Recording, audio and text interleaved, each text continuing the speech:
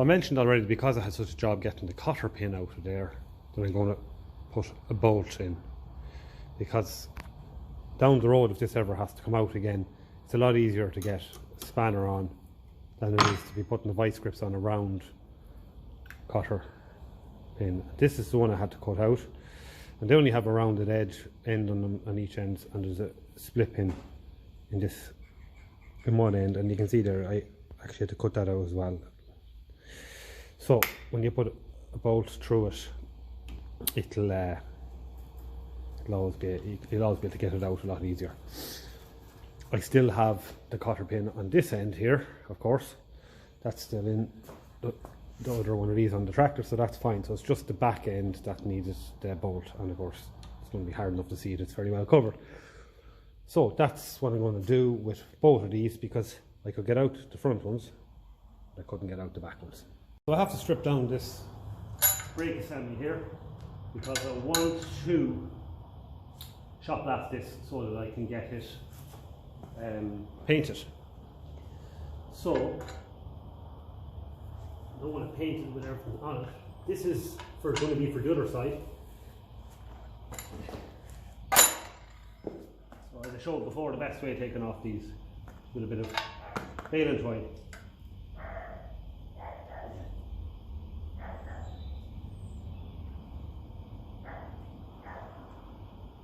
These usually just push down and twist. The problem is sometimes they twist at the back, so you get your vice grips if that happens. The vice grips on, you get a better kind of a push on it downwards. Sometimes it does still want to keep twisting. It's hard to know what to do really. Stop twisting. Maybe put your finger behind it, and there it goes. So we'll try this one here. Oh, up she flew.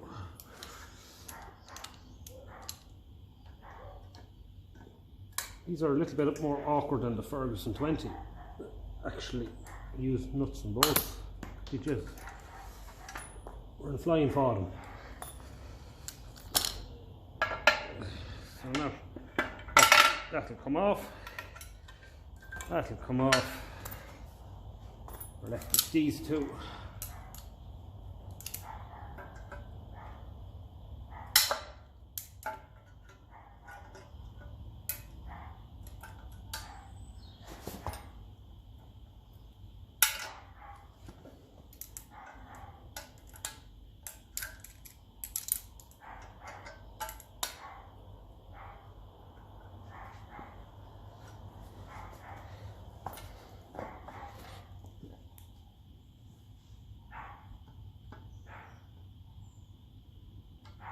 Yeah. That's okay. The last one. I'll get that one a little bit of a bend, but I can straighten him out again. That's just because I tightened the vice grips on it too much. I had bags of spares of these anyway, so, but I'll be able to straighten that out in the vise.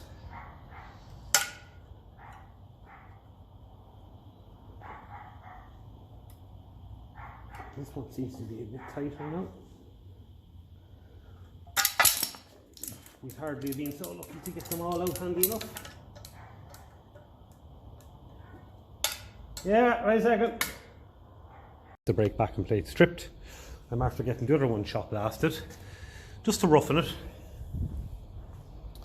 So this side is all that needs to be shot blasted, and then eventually painted. So bit of a sticker there, so I took that off, and rather than scratch it with a screwdriver or anything like that, I'll get the shot blaster, just roughen this, because this is way too shiny paint. It'll go on, but it won't stay on for very long. So yeah, and the likes of these really do need a good shot blaster, because you can see the rust starting on them. So into the shot blaster with this, and we'll give it the once over.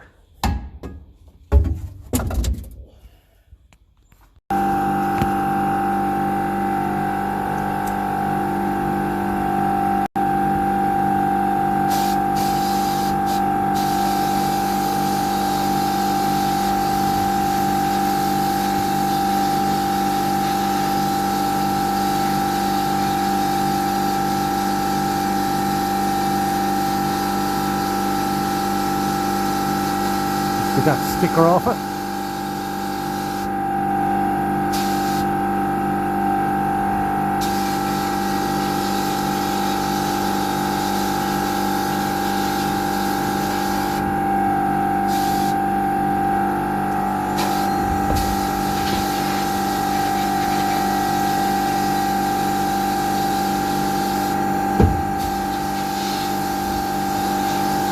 Just to roughen it a bit, that's all.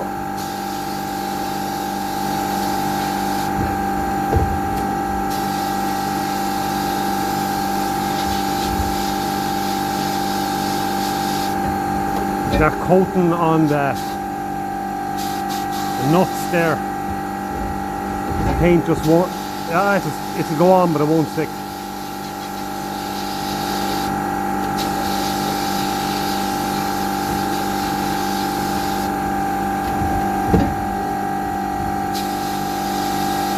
Get them back to metal. We don't want to spend too long in any one place. We don't want to let this go back to metal.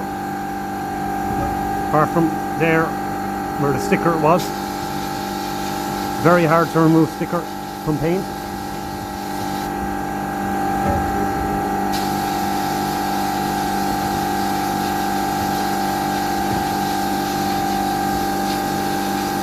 Get the coating off that as well. It's kind of a nickel-y, goldy kind of coating.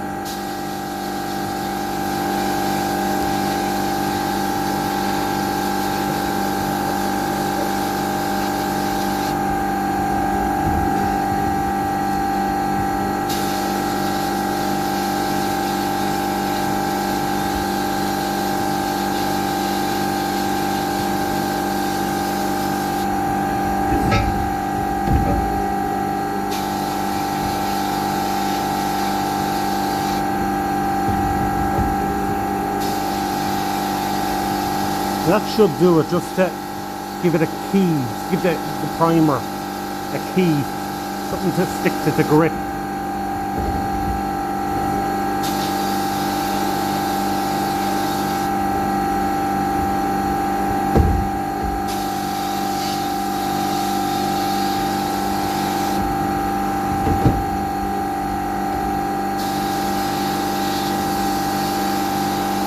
Now, that'll do the finest. New brake drum, and because I'm going to fit in all new parts to one side, I do need to be fitting a new brake drum so that it's true. In other words, that it's perfectly round to suit the new brakes. So I'm going to give that a wash in the parts washer, because unfortunately they're all covered in grease on the inside, and you have to get that grease out because that's not going to help your brakes. So I'm going to let that dry. I'm going to give it a quick shot blast in there, so on this primer, because I don't know how good it is. And then I'll be able to give it my own priming. And managed to get most of the grease washed out here. It was all in here on the surface there that the brake shoes make contact with. So what I do is I just get some sandpaper now and start letting it get rough, roughing it up a bit so that the shoes stick to it. And this will get a slice of the surface roughed on it over the next few days, and that's exactly, to be honest, what we want. We don't want this to be perfectly slippy, because our brakes then won't catch it. So it will take a while for these to bed in. So I'll roughen that up nicely over the next while, have it ready. And I'll give it a hit of the shot blaster as well, and that'll really get rid of any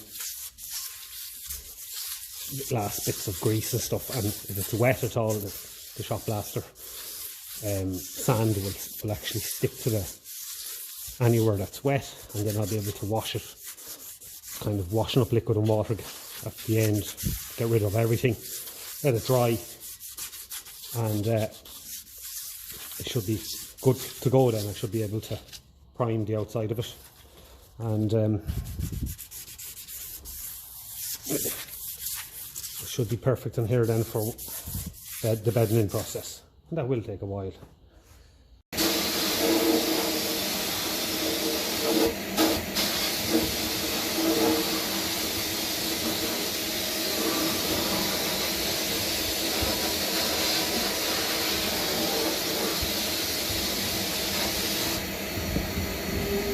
just need to hit where the brake shoes are going to rub.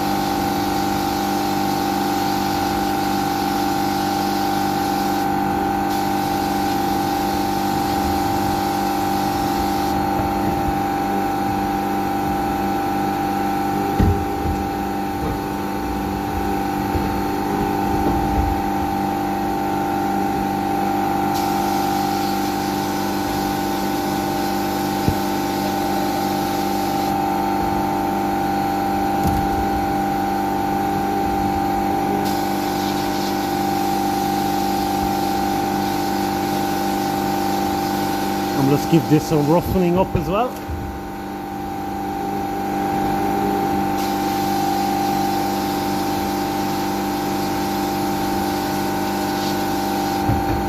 And it'll dry up any grease or diesel or kerosene that I use to wash with.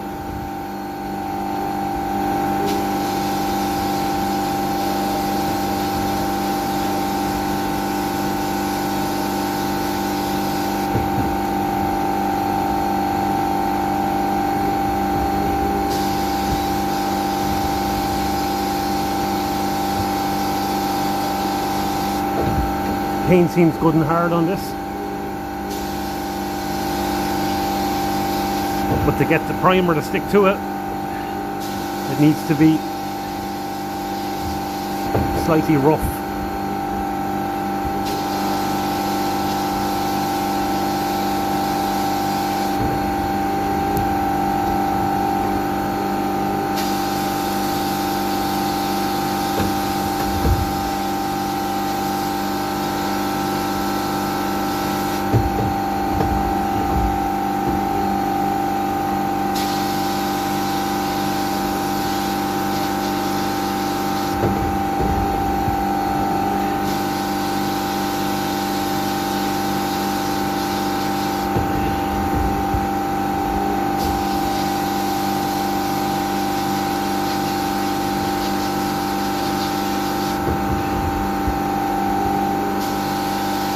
Strange, this particular edge here isn't painted at all,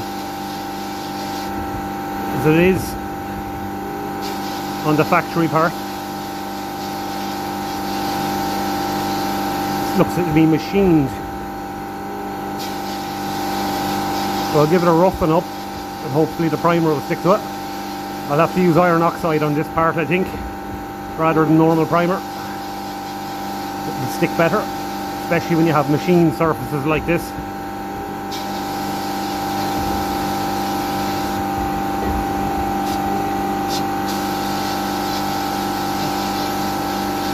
Okay, so that'll do that. Get then is kind of a dusty part, but with a bit of wipe off and a blow off of this, you'll have all of the sand out of it. I'm not too fussed about in here, because that's all going to help the brakes to work.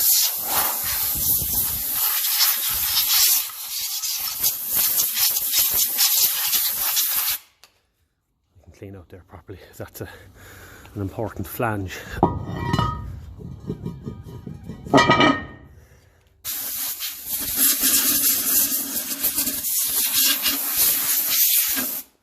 So that's perfect. You can throw that up here on the table, and we can give it a bit of a wipe down, a dry off. Well, it's not wet now after that, but clean should stick to that now. I'm happy enough with that now.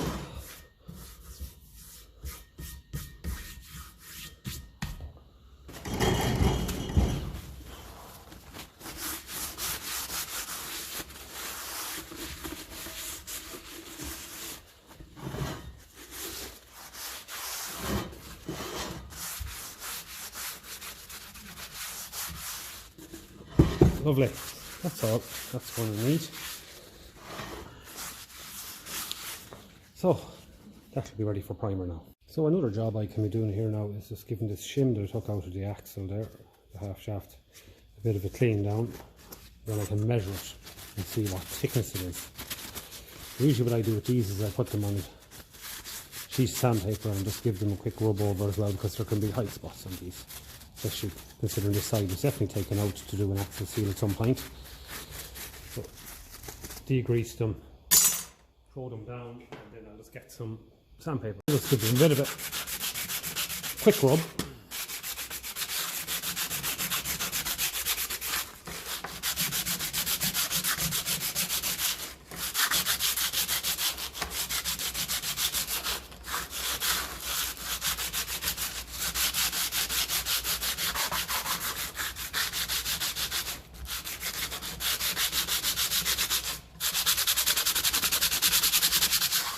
Now we're going to go and get the vernier caliper, give that a little measure now and see what it is out of interest. So 0 it, put it onto inches, 0 it again, and give it a squeeze and see what's coming up. I know there's usually around 22 or 24, 22 thousandths is very common there. There you go, 22 thousandths of an inch. So that's the usual one. I have a load of spare ones of these in different thicknesses, so I will be able to shim it up nicely to have it right. So that's cleaned. We can put that now to one side on top of our axle, so that's going to go down like that, and that's going to space this out a little bit, space it down a bit, because when you lift it up, the taper shape will put more pressure on those bearings, whereas when it's down, you see the bearings aren't even turning when you lift it up. So that will help shim our end float, the amount of free play we want in that bearing, and there'll be at least that amount, that size on the other side as well.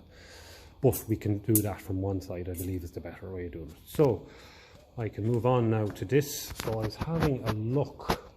I'll get my torch and come back. The brake rod there I was showing you there goes in there.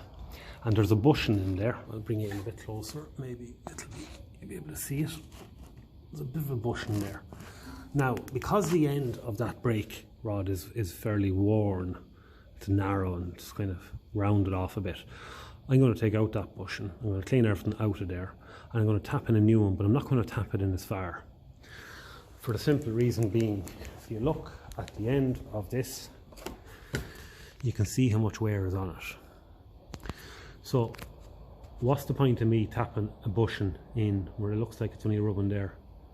Why would I tap it in further than that gearbox housing? I prefer to have it out a bit, and I can clean this up, round it up a bit, plenty of grease in it, and keep that bushing out here where there's a bit more meat on this rod here. So that's what I would sooner do with this than to tap in the bushing fully and have it just running around there. So that's what I'm going to do. I'm going to start cleaning up this brake rod next. Have this cleaned down a bit. I'm going to study a new brake rod and see what is the story with the end here. I'm sure it's chamfered a bit or tapered in a bit, but that looks very worn to me, and if that's worn, it's just going to make the brakes hard to release, and this rod will start slopping around a bit. So I'm going to have a look at a new part and see how much of a taper there's on it, and if I have to replace it, I'll definitely replace it, because no point fitting new brakes if the rod to work them is going to be catchy and sticky and stuff like that. So